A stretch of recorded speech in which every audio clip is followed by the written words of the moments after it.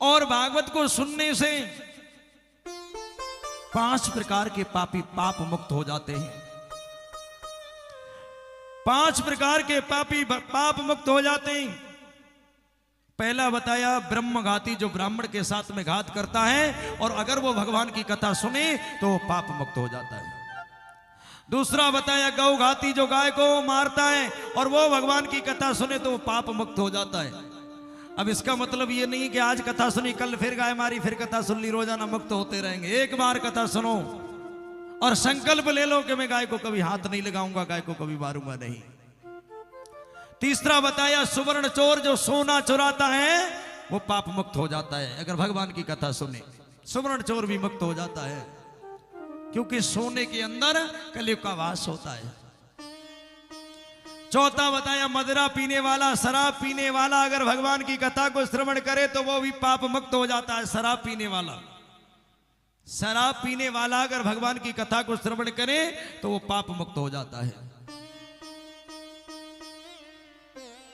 अब इसका मतलब ये नहीं कथा भी सुनते रहे और शराब भी पीते रहे।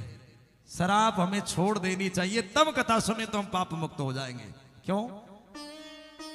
इस बंद बोतल के पानी में लाखों घर बर्बाद हो गए सज्जनों। किसी आदमी से ये कहो कि दूध पिया करो तो कहता है भैया बड़ा गरीब हूं, दूध कैसे पियो, तो 60 रुपया किलो आता है।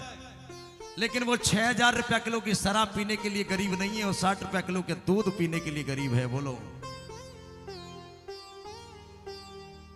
किसी आदमी से कहो बादाम खाया करो तो वो बादाम खाने के लिए गरीब है, गुटखा खाने के लिए गरीब नहीं है। 6000 रुपया किलो का गुटखा खा सकता है।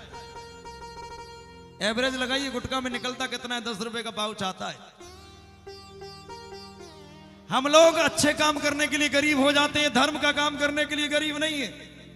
बोलो, गरीब अभी शराब पी रहे तो गरीब है साहब, दूध कैसे पिए, बड़े गरीब हैं, बड़ी दरिद्रता है। बोलो,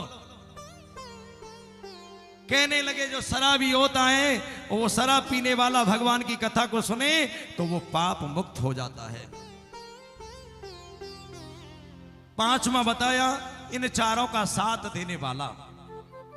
अब देखिए, शराबी शराब पी रहा है और ला करके जो शराब देता है वो भी पापी है, जो ला करके देता है वो भी पापी है, और वो भगवान की कथा सुने तो वो भी पाप मुक्त हो जाता है।